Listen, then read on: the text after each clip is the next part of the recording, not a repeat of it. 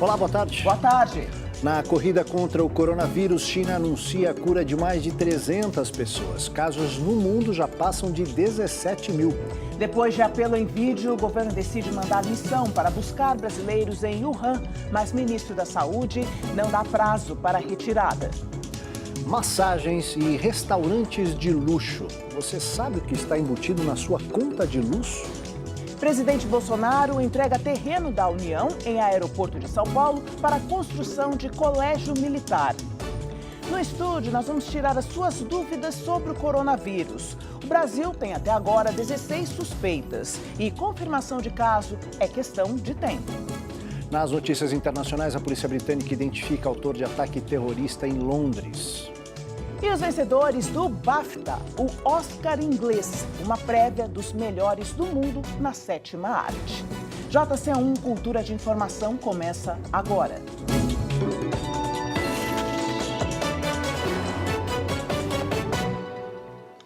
O Porto de Santos, o maior complexo portuário da América Latina, intensifica medidas sanitárias preventivas para evitar a entrada do coronavírus. No terminal de passageiros no Porto de Santos, todos os funcionários trabalham com máscaras, uma medida de prevenção sugerida pela Anvisa. Quando eu cheguei, eles falaram que era para colocar, eu fui lá e coloquei, né? A cada 30 minutos, todos os ambientes passam por limpeza. Nós adotamos essa medida desde ontem e também intensificamos toda a parte de limpeza, desinfecção. Distribuímos álcool gel na entrada do embarque, na entrada do check-in, na entrada do scanner. Os portos de todo o país estão em alerta, desde que os primeiros casos de coronavírus foram confirmados na China. Cartazes em 3 idiomas, português, inglês e mandarim, com orientações da Organização Mundial da Saúde de como se prevenir, foram fixados em ambientes frequentados por tripulantes e passageiros. A gente está preocupado sim, né? Muito. Eu cheguei aqui, veio o povo tudo de máscara, eu fiquei morrendo de medo. Falei, mas não vou voltar. Eu vou em frente, vamos ter cuidado, vamos aí ver as informações, né? A área do Porto de Santos é de responsabilidade da Anvisa. Se tiver algum caso suspeito, ela será responsável por notificar o município, que nesse caso entra como um agente de apoio. Caso haja, de fato, algum caso com algum tipo de sintoma no porto, numa alguma embarcação, nós iremos promover o isolamento desse paciente como primeira medida e principal medida e, claro, a partir do isolamento, os exames para que tenha aí, de fato, e o que a gente espera que não aconteça, é a constatação do vírus. Se houver, aí teremos o devido encaminhamento clínico, o devido encaminhamento médico. Ainda segundo o secretário de Saúde do município de Santos, a maior preocupação está nos navios de cargas vindos do Oriente. Como o tempo médio de viagem entre China e Brasil é de 30 dias, acredita ser suficiente para saber se um tripulante estará ou não infectado. A pessoa ela vai ter algum nível de manifestação inicial ainda na embarcação, ainda no navio. Então, do ponto de vista de saúde pública, isso é positivo, porque a gente consegue, de certa forma, já perceber isso e promover o isolamento desse, então, paciente. O que não acontece, por exemplo, quando vem num avião. Olha, esse é o assunto do nosso estúdio, a entrevista de estúdio de hoje, por isso mande suas perguntas. Você pode participar aqui do programa com comentários também, sugestões. Pelo Twitter é só utilizar a hashtag JC1. Isso, e além disso, você pode nos acompanhar pelas redes sociais. O nosso Instagram é o @jornalismo TV Cultura, o Twitter, @jornal_cultura. E nós estamos também ao vivo pelo YouTube, pela página Jornalismo TV Cultura. Pois é. E olha, a epidemia do coronavírus já deixou mais de 360 mortos e mais de 17 mil infectados. A boa notícia é que o número de pessoas curadas na China supera o de vítimas. As bolsas de valores na China perderam mais de 400 bilhões de dólares no valor das ações na reabertura dos mercados financeiros após o final do feriado estendido do Ano Novo Lunar. O Banco Central chinês afirmou que o impacto é temporário e que poderá aumentar o apoio monetário, diminuindo custos de empréstimos para as empresas afetadas com a crise. Desde o surgimento da epidemia, em dezembro, o número de vítimas fatais do vírus que surgiu na cidade de Wuhan chegou a 361, só na China, com 17.205 pessoas infectadas, além de 171 casos reportados em mais de 20 países. As autoridades de saúde chinesas afirmam que a notícia positiva é que 328 pessoas já foram curadas, número que supera o de vítimas fatais. Para tratar os doentes, a China entrega hoje o primeiro de 2 hospitais pré-fabricados construídos em 10 dias. Wuhan e outras províncias permanecem virtualmente interditadas. E com o isolamento, 8 aviões militares de transporte chegaram a Wuhan com suprimentos médicos para o tratamento das vítimas. O governo russo afirmou que poderá deportar estrangeiros infectados e o primeiro-ministro da Austrália anunciou que deve negar a entrada de estrangeiros vindos da China, mesma medida adotada pela Nova Zelândia. Serviços de saúde dos Estados Unidos anunciaram 11 casos do vírus no país, declarando que cidadãos norte-americanos que estiveram na China nos últimos 14 dias não poderão entrar no país e os que entrarem devem ficar em quarentena. Em aeroportos de todo o mundo estão sendo tomadas medidas para evitar a contaminação e a disseminação do vírus, que ainda provoca grande impacto nas economias como o Japão. O país prevê um impacto de ao menos 2 bilhões de dólares se a epidemia continuar e poderá afetar até as Olimpíadas e os Jogos Paralímpicos no mês de julho. Bom, e o governo federal vai buscar os brasileiros que estão em Wuhan, a cidade chinesa onde começou o surto do novo coronavírus, mas ainda não há prazo para isso. Em nota conjunta ontem, os Ministérios das Relações Exteriores e da Defesa comunicaram que os brasileiros em Wuhan que desejassem voltar ao Brasil seriam repatriados. Na semana passada, o governo federal tinha descartado a viagem, mas recuou depois que os brasileiros que vivem na cidade chinesa gravaram vídeos com apelos para voltar. Nós, cidadãos brasileiros na cidade de Wuhan, escrevemos-lhes esta carta para solicitar o auxílio do governo brasileiro no retorno ao nosso país. A mudança de posição se deve também à postura de outros países que estão retirando seus cidadãos. Numa reunião hoje em Brasília, seriam acertados os detalhes para a viagem. Os viajantes serão mantidos em quarentena na chegada.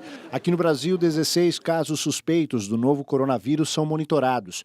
8 em São Paulo, 4 no Rio Grande do Sul, 2 em Santa Catarina, 1 no Paraná e 1 no Ceará. O Ministério da Saúde vai atualizar o número de casos suspeitos todos os dias através da Plataforma Integrada de Vigilância em Saúde, IVES. O acesso é público. O ministro da Saúde falou agora há pouco sobre essa situação da retirada dos brasileiros. Essa informação e outras a gente traz daqui a pouquinho também para tirar suas dúvidas sobre coronavírus aqui na entrevista de estúdio. Por isso, mande suas perguntas, é só utilizar a hashtag JC1. Bom, milhões de usuários de smartphones em todo o mundo perderam seu WhatsApp. Os aparelhos têm sistemas operacionais muito antigos e o aplicativo não será mais utilizado. Pois é, segundo o WhatsApp, a medida é necessária para proteger a segurança de seus usuários. O WhatsApp é o aplicativo de mensagens mais utilizado do mundo e o quarto app mais baixado da última década. Os smartphones que deixaram de rodar o sistema são Windows Phone, versão 2.3 do sistema Android e iOS 8 do iPhone. Essa última versão não se encerrou totalmente, mas fica impedida de abrir novas contas. Estamos falando de versões que foram lançadas há 10, 12 anos atrás. Então, se a pessoa comprou seu celular nos últimos 4, 5 anos, ela não vai ser afetada por esse desligamento de versões de WhatsApp. A nova regra que passou a valer afeta menos de 0,5% dos usuários de Android e 7% do iOS em todo o mundo. Isso significa que usuários com celulares antigos terão que trocar de aparelhos para continuar tendo acesso à ferramenta. O professor do curso de defesa cibernética da FIAP acredita que a medida é positiva, já que as versões antigas do sistema de segurança dos aparelhos já não são tão eficazes. Quando um sistema operacional mais antigo apresenta algum tipo de falha de segurança, por exemplo, é descoberta uma falha de segurança no WhatsApp, nas versões de aparelhos Android de 10 anos atrás, eles são obrigados, a empresa é obrigada a corrigir essa falha de segurança. Mas tudo isso acaba tendo um preço muito alto para essas empresas, porque pouquíssimas pessoas estão utilizando essas versões que são afetadas. Estamos falando aí de uma massa de aparelhos na faixa de 2% de todos os celulares usados no mundo inteiro. A gente segue com um giro de notícias pelo país. A Universidade Federal de São Paulo divulgou hoje uma pesquisa sobre o perfil dos frequentadores da chamada Cracolândia, na região central da capital paulista. Segundo a pesquisa, a Cracolândia recebe uma média de 1.700 usuários todos os dias. A grande maioria é de homens com idade média de 36 anos. A metade dos frequentadores do local compra droga com dinheiro de roubo e furtos. Cada usuário gasta quase R$200 por dia, o que movimenta cerca de R$10 milhões por mês. 10 dias depois do uso de carvão ativado na estação Guandu, no Rio de Janeiro, a água das torneiras continua apresentando problemas. Desde o início do ano, a população reclama da cor, do cheiro e do gosto do produto. A Companhia de Água e Esgoto não sabe quando a crise no abastecimento será resolvida.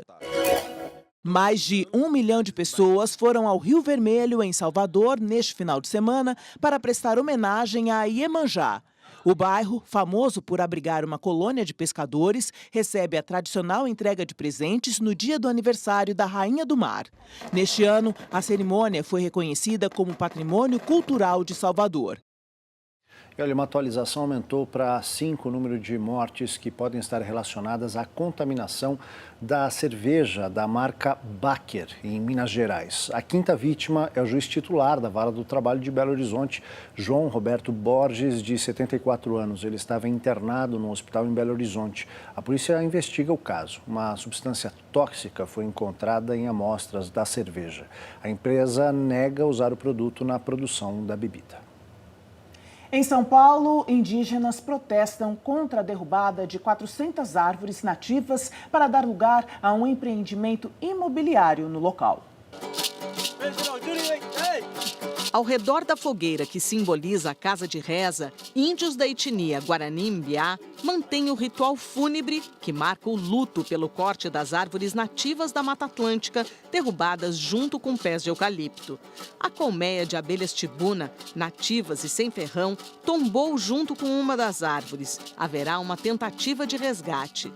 As abelhas são responsáveis pela floresta que está de pé aqui nas nossas costas e elas fazem a polinização tanto de floresta e de alimentos. Sem essa abelha, a gente não faz a nossa cerimônia sagrada, que é o batismo das crianças, cerimônia anual. 3 aldeias Guarani ficam perto da área onde foram derrubadas cerca de 400 árvores e há previsão de corte de 4.000, segundo os indígenas. A construtora Tenda pretende erguer prédios populares do programa Minha Casa Minha Vida, do governo federal. O terreno fica bem próximo do Parque Estadual do Jaraguá, uma das últimas áreas remanescentes de Mata Atlântica na capital paulista, na zona noroeste da cidade. A manutenção das árvores que formam a floresta nesse entorno da área protegida é fundamental para o trânsito dos animais silvestres e também ajuda na manutenção da qualidade do ar. Nós vamos passar alguns dias rezando pelas árvores que foram cortadas e pelos animais que foram mortos. E aí, ao final desse ritual, a gente vai apresentar qual foi a nossa visão e qual é a nossa palavra, né, sobre essa questão. E a gente espera ser pelo menos respeitado do ponto de vista espiritual, né, já que do ponto de vista jurídico quebraram todas as regras constitucionais e legislativas do próprio Brasil, né. Sobre a placa que autoriza o empreendimento, a notificação da Secretaria Municipal do Verde e Meio Ambiente, datada de ontem, suspende parcialmente a obra. Este frequentador do Parque do Jaraguá está preocupado. Eu não sou contra a construção, mas a construção deveria ser, se houvesse alguma construção, deveria ser muito preservada. Mas não é aqui. Aqui não dá para construir nada, né? É mata nativa. Em nota, a construtora Tenda afirma ter adotado os procedimentos necessários para a legalização do empreendimento. Também ressalta que a obra teve aprovação dos órgãos competentes e que se enquadra no plano diretor da cidade. Já a Prefeitura informa que o terreno tem autorização para receber moradias populares e que não está em área indígena. Ainda garante que o termo de compromisso ambiental firmado pela construtora prevê uma compensação ambiental com o plantio de quase 550 árvores no local. Depois de quase 1 mês e meio de férias, o Congresso faz uma sessão conjunta agora à tarde para marcar a volta das atividades do Legislativo. Será uma sessão solene com participação dos presidentes do Senado, da Câmara e do Supremo Tribunal Federal. As sessões de trabalho mesmo vão ser retomadas apenas a partir de amanhã. Entre os assuntos prioritários do Congresso este ano estão as reformas tributária e administrativa, a volta do debate sobre prisão em segunda instância e propostas de emendas à Constituição que extinguem fundos públicos e dão mais autonomia financeira para estados e municípios. Além do Congresso, o Judiciário também volta ao trabalho nesta segunda-feira. Até julho, o plenário do Supremo Tribunal Federal terá pelo menos 40 sessões de julgamento. Aguardam decisão dos ministros do STF, temas como reforma do ensino médio, medicamentos de alto custo, tabela do frete, delação da JBS e revisão de sentenças da Lava Jato. Marcado para o próximo dia 12, o primeiro julgamento vai tratar da execução provisória da pena por condenados no Tribunal do Júri. A Polícia Federal não viu irregularidades nas operações de compra e venda de imóveis feitas pelo senador Flávio Bolsonaro. A conclusão, no entanto, difere de outra investigação conduzida pelo Ministério Público e a Polícia Civil do Rio de Janeiro. Segundo a Polícia Federal, um inquérito aberto durante a eleição de 2018 para investigar o presidente Jair Bolsonaro e os filhos políticos não encontrou indícios de que o senador Flávio Bolsonaro tenha cometido crimes de falsidade ideológica ou lavagem de dinheiro em negociações com imóveis. Essa investigação não tem vínculo com outra conduzida pela Polícia Civil e pelo Ministério Público do Rio, sobre a prática de raspadinha no gabinete do senador quando ele era deputado estadual. O Ministério Público e a Polícia Civil dizem que Flávio Bolsonaro usou as negociações com imóveis para lavar dinheiro arrecadado com a devolução de parte do salário dos funcionários, o que o senador nega. A conclusão da Polícia Federal é a segunda vitória de Flávio Bolsonaro nos últimos dias. Na sexta-feira, o relator de um recurso da defesa contra o inquérito da rachadinha no Tribunal de Justiça do Rio votou a favor da anulação da quebra de sigilo do senador pelo Ministério Público, porque ele não foi ouvido antes da decisão. Ainda falta o voto de duas desembargadoras para completar o julgamento, que está suspenso. O presidente Jair Bolsonaro lançou agora de manhã, na capital paulista, a pedra fundamental do futuro Colégio Militar de São Paulo. O presidente chegou ao Campo de Marte acompanhado dos ministros da Educação, Abraham Weintraub, e do Meio Ambiente, Ricardo Salles, do secretário do Gabinete de Segurança Institucional, general Augusto Heleno, da secretária de Cultura, Regina Duarte, e dos filhos, o senador Flávio Bolsonaro e o deputado federal Eduardo Bolsonaro. Na cerimônia foi feito o lançamento da pedra fundamental das futuras instalações do primeiro Colégio Militar de São Paulo, o 14º do país. O primeiro ano letivo na sede permanente será em 2023. O Complexo Cultural e Esportivo teve os projetos básico e executivo assinados por Paulo Scaff, presidente da Fiesp, parceiro do projeto. O Colégio Militar será construído onde era o centro logístico da Aeronáutica, no Campo de Marte, na zona norte de São Paulo.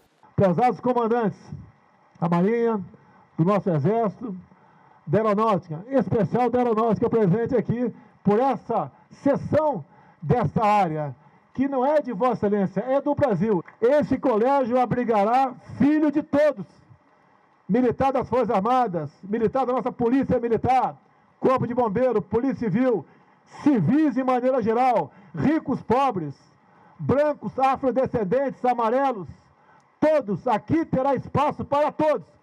Eu só peço a Deus que tenha força, de modo que o critério para adentrar o Colégio Militar seja a meritocracia, porque todos nós somos iguais.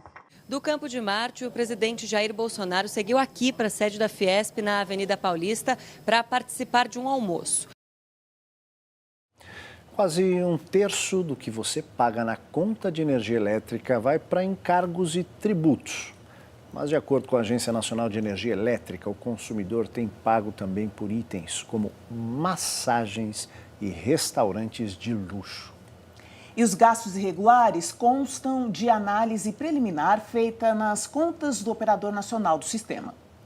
Apagar as luzes por onde passa já se tornou um hábito para o Alexandre. A gente, por exemplo, passa no corredor, acende a luz, apaga a luz, não está utilizando a televisão, desliga a televisão, vai abrir geladeira, fecha a geladeira rápido, lavagem de roupa, secagem de roupa, tenta fazer tudo unificado. Mas quando chega a conta, fica difícil de entender. A conta vem com aquelas letrinhas que ninguém sabe, né? É uma surpresa para todo mundo, no qual a gente é obrigado a pagar, né? Se não paga, tem o corte, né? Há um projeto de lei que tramita no Senado e pretende deixar a conta de luz mais transparente ao consumidor. A gente não sabe o quanto a gente paga exatamente pela energia, pela transmissão, pela distribuição e de encargo. Nesse projeto de lei há essa determinação de separação de fio e energia. Isso foi uma conquista também, tanto do IDEC quanto com apoio desses senadores. Entender o que está por trás desses valores é da nossa conta, sim, porque envolve muito mais do que o serviço de energia. Quase metade da conta de luz é composta por tributos e encargos. Pagamos PIS, COFINS, ICMS e o custeio do serviço de iluminação pública. Há ainda subsídios para a população de baixa renda e para produtores rurais, saneamento básico, óleo diesel e carvão mineral, além de investimentos para melhorar o sistema, com foco em pesquisa e tecnologia. Só a outra metade da conta banca o serviço em si, a geração em usinas termoelétricas, hidroelétricas e eólicas, a transmissão e a distribuição da energia. Uma polêmica recente revelou que o consumidor tem bancado massagistas e restaurantes de luxo a funcionários do ONS, o Operador Nacional do Sistema Elétrico. As irregularidades foram analisadas pela ANEEL, a Agência Nacional de Energia Elétrica, e ultrapassam R$400 mil. O IDEC, Instituto de Defesa do Consumidor, está pedindo esclarecimentos. Esses gastos, no mínimo, são imorais, porque esse é um recurso público que é pago por todos os consumidores, desde aquele de baixa renda até os grandes consumidores, que acaba pagando por esses benefícios para os funcionários do ONS. Então, no mínimo é imoral, mas a gente está questionando, estamos notificando o próprio ONS, a ANEEL e o CGU para que tomem providências e verifiquem a legalidade desses gastos com festas, por exemplo. Em nota, a ANEEL afirmou que foi feita uma fiscalização no Operador Nacional do Sistema, ONS, ao longo do ano passado, referente às gestões passadas do operador entre 2014 e 2018. Atualmente, a fiscalização da ANEEL está na fase de análise do contraditório apresentado pela ONS. E no próximo bloco você vê, na verdade ainda hoje, né? Você tira suas dúvidas sobre o coronavírus e olha, participe, viu? Mande suas perguntas, é só utilizar #JC1. E os vencedores do BAFTA, o Oscar inglês, que premia os melhores do ano na 7ª arte. A gente volta já já.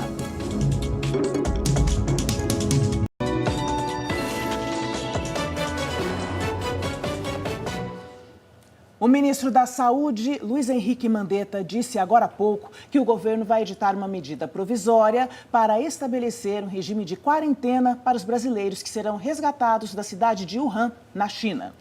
Mas ele disse que não pode dar um prazo para esse resgate. O ministro também afirmou que só virão os brasileiros que estão em Wuhan porque eles já estão em quarentena na cidade de onde não podem sair. O ministro explicou que não existe ainda uma legislação específica sobre o assunto, mas apenas fragmentos de leis que estão sendo consolidados num texto único, que seguirá para o Congresso como medida provisória que entra em vigor imediatamente. Mandetta também afirmou que o governo está estudando como enviar uma aeronave para buscar os brasileiros que estão em Wuhan e os detalhes da quarentena, como, por exemplo, locais e equipes. O número de pessoas influencia muito.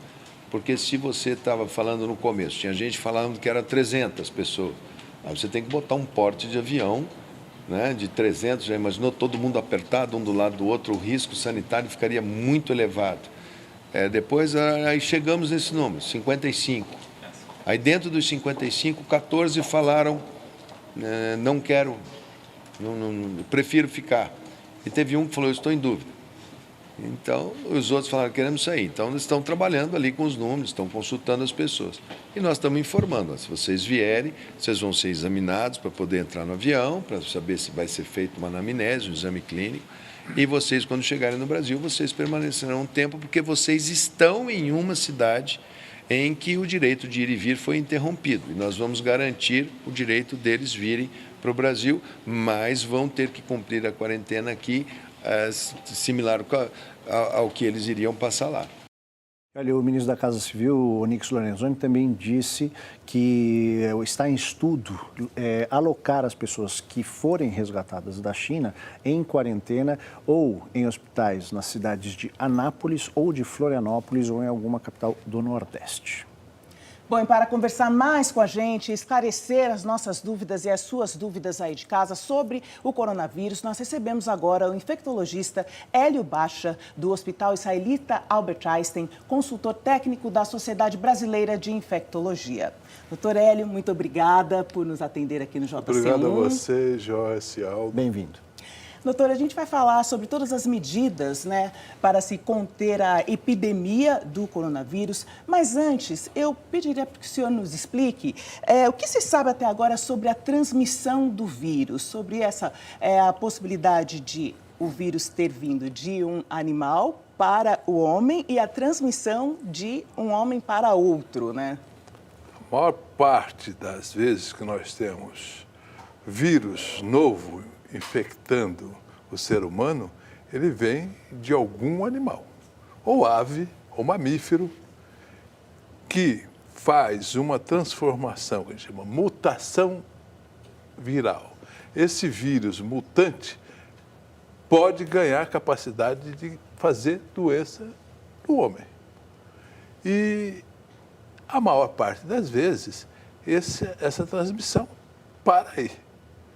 Esse vírus, coronavírus, como os vírus da gripe, ganham condições de se transmitir da pessoa a pessoa. Algumas transmissões e algumas doenças se dão por aerossol. Eu não preciso ter um contato direto. Eu venho, tuço aqui nesse ambiente, vem alguém horas depois e respira e se contamina e se infecta. Já com o coronavírus, o contato é direto. É um contato com gotículas de secreção. Eu preciso ter um contato direto. E isso tem sido demonstrado nessa epidemia, inclusive na China. Então, quando a gente fala assim, por exemplo, a transmissão é pelo ar, não é bem verdade, né? É pelo ar próximo. Certo. Eu preciso por causa da gotícula, entre né? 1 metro, 1,5 metro, no máximo 2 metros de transmitir. A transmissão, mesmo na Alemanha, onde se deu fora da China, se deu em parceiros próximos, pessoas da mesma família, e o grupo é fechado. O que dá margem a sucesso, pelo menos temporário, no controle, bloqueio para se isolar. Para que nós tenhamos. Então, o trabalho que se faz em aeroportos, a quarentena, e cai. É bom avisar que quarentena são de 40 dias. Isso lá atrás se fazia quarentena e a palavra vem dos 40 dias para você entrar em outro país. Mas a quarentena depende da doença. O governo fala hoje em 21 dias para esse caso. 15 dias que tem sido utilizado. O ministro hoje ele falou em 21 dias. Ele está dando uma semana a mais de segurança. Acho que o mais importante é tranquilizar as pessoas, né, doutor? Porque, na verdade, na sua opinião, bom, não sei, né? Os procedimentos eles estão sendo tomados. Essa triagem ela vem sendo feita, né? Como nunca antes nesse planeta. As condições de lidarmos com epidemias foi adquirido através de muitas epidemias que nós temos vivido esses últimos tempos, graças a um aumento populacional muito grande, graças aos transportes e graças a um desenvolvimento onde há um pé podre na questão ambiental, na questão de saúde pública. Isso faz com que haja possibilidade de uma cidade como Wuhan, uma cidade de tecnologia fabril importante, conviver com condições sanitárias Medievais, praticamente, né? Medievais. Exatamente. Medievais. E aí nós temos uma convivência com animais. A maior parte das vezes isso, se fosse num campo, isso ficaria limitado a uma clã ali. Mas numa cidade de 11 milhões de pessoas, isso fica de controle complicado. Doutor, a Liliane manda pela internet aqui uma pergunta e acho que ela vai ajudar muita gente. De forma didática, quais são os sintomas que já são conhecidos desse coronavírus? Coronavírus, até 2002, só causava um tipo de infecção, o do resfriado comum. Aquela gripezinha boba, né, que é o resfriado, é causado por coronavírus. O coronavírus é responsável por 30% das infecções respiratórias no homem. No homem, eu digo homem e mulher, né, na humanidade. Esse coronavírus e o anterior, que é aquele de 2002, 2003, ganhou uma capacidade de fazer uma pneumonia grave, que leva o paciente a necessitar de suporte ventilatório e até mesmo colocá-lo em risco de vida. O sintoma, portanto, não necessariamente para a detecção do caso precisa ser grave, porque a maior parte dos casos não é grave. A maior parte é de casos de pacientes apresentando um sintoma respiratório. Febre, na maior parte dos casos, e vir de um país, de um local, onde há chance de ter adquirido. Então, as pessoas que vêm da China, Wuhan, inicialmente, agora da China inteira, nós temos que fazer a pergunta: você tem tosse? Você tem febre? E isso é feito nos portos, nos aeroportos. Né? E a detecção deve ser feita, porque quanto mais precocemente nós fizermos a identificação do caso, mais nós vamos ter cuidado de isolamento desse paciente e evitar a epidemia. Bem. Obrigado, doutor, pelas suas informações aqui, tirando as nossas dúvidas. Muito obrigado a vocês. Valeu. Obrigada, boa tarde, até a próxima, doutor Hélio. Daqui a pouco, aqui no JC1, as novidades do BAFTA e a série sobre artistas de rua. Você pode votar, viu, no seu preferido, a gente explica como já.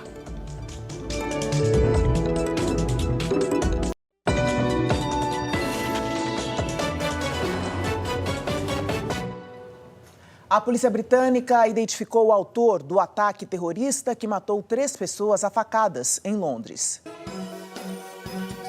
O autor do atentado contra 3 pessoas que aconteceu ontem no sul da capital britânica é Sudesh Aman, um ex-presidiário que foi detido em 2018 após admitir 13 delitos, entre eles o de divulgar material com conteúdo terrorista e coletar informações para outros atentados. O ataque aconteceu no bairro de Streatham, no sul da capital inglesa, quando ele, armado com um facão e cilindros colados ao peito, corria pelas ruas após esfaquear 3 pessoas e ser perseguido pela polícia, que acabou abatendo o terrorista a tiros. A polícia afirmou que as circunstâncias ainda estão sendo esclarecidas, mas que o incidente foi declarado como relacionado ao terrorismo. Os norte-americanos começam hoje no estado de Iowa as prévias para escolher o adversário de Donald Trump na corrida eleitoral. Em mais de 1.600 locais de votação por todo o estado, os eleitores deverão julgar os 11 pré-candidatos democratas liderados pelo senador Bernie Sanders e pelo ex-vice-presidente Joe Biden, que aparecem na liderança das pesquisas. O estado de Iowa é majoritariamente branco e rural e serve como primeiro teste das batalhas estaduais, para fornecer respostas ao partido que tenta descobrir pistas sobre como derrotar o presidente republicano.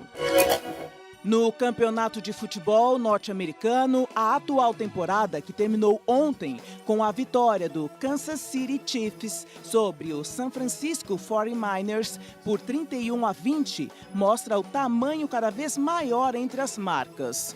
As receitas com patrocínios, incluindo a própria NFL e as 32 franquias que disputam o campeonato, alcançaram 1,47 bilhão na temporada. O número é 6% maior do que o ano passado, e os motivos foram as entradas de mais de 350 novos acordos, elevando o total de parcerias existentes para quase 1.500. O principal destaque foram as casas de apostas que se aproveitaram do relaxamento das leis de apostas esportivas nos Estados Unidos. Ao todo, foram 21 novos negócios na categoria, que incluem cassinos, apostas online e loterias. Você gosta de cinema? Então, olha só, um drama da Primeira Guerra Mundial foi o grande vencedor com 7 prêmios no BAFTA, o Oscar do cinema britânico. O cineasta Sam Mendes venceu o prêmio de melhor realizador por 1917, que ainda levou os prêmios nas categorias de fotografia, som, efeitos visuais e direção de arte, além de ser considerado o melhor filme em língua inglesa.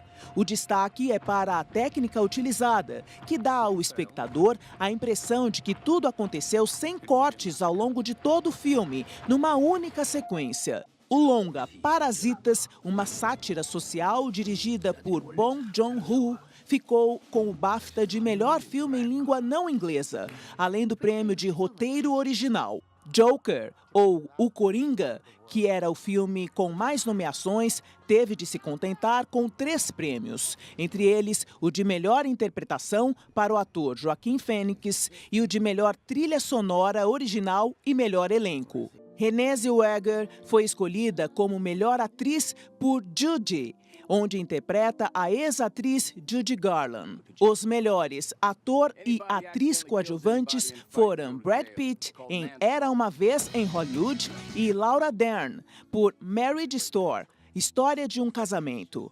Klaus, do espanhol Sérgio Pablos, foi eleito melhor filme de animação. O JC1 vai exibir esta semana a série Sons da Paulista, com 6 artistas de rua que fazem da avenida mais amada do paulistano o seu palco. Pois é, no primeiro episódio você vai conhecer o cover do Tim Maia, é o Jonathan Neves.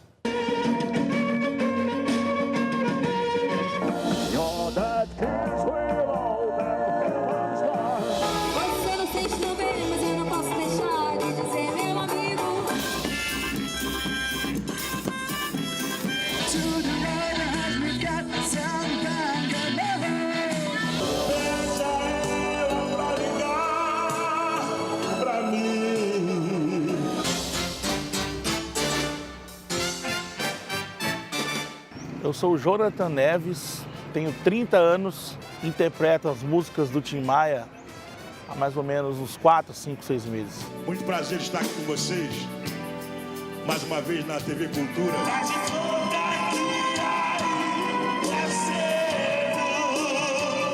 Antes de cantar na rua, eu trabalhava numa empresa que fazia logística. Tinha alguns concursos lá dentro da empresa mesmo. Pegar uma música do Tim, acabei ganhando o prêmio, foi legal pra caramba. Eles falavam pra mim, você deve arriscar, né? Não pode ficar aqui. Você tem um sonho, você deve correr atrás desse sonho. No começo foi muito difícil trocar um trabalho registrado, um trabalho certo, por uma aventura, né, na música, né? A rua proporciona contatos para me fazer shows, né? Que é a Paulista é como se fosse uma vitrine.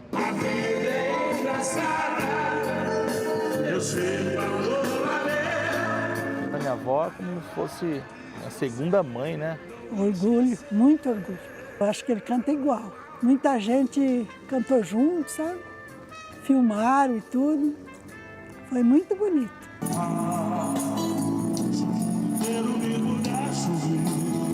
Eu sinto honrado, assim, por poder cantar as músicas do Tim e poder levar alegria, assim. Tanto faz falta, né, o público brasileiro.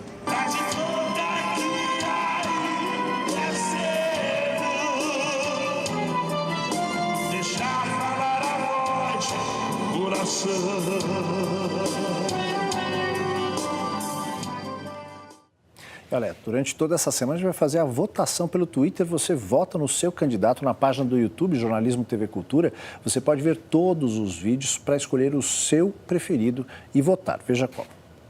Para Jonathan Neves, o cover do Tim Maia é só twittar #JCTimMaia.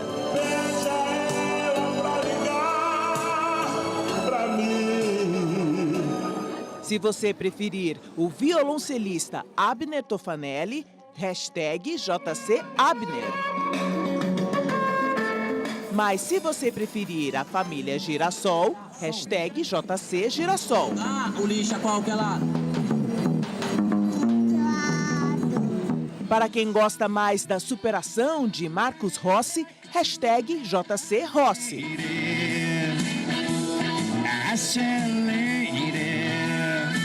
E a animação do Elvis da Paulista, #JCElvis. E se para você o melhor artista de rua da Avenida Paulista é a jovem Sabrina Santos, #JCSabrina. No site da TV Cultura, você pode acessar os vídeos dos 6 artistas de rua da série Sons da Paulista, utilizando as hashtags para votar pelo Twitter. Para você, qual é o melhor artista de rua da Avenida Paulista?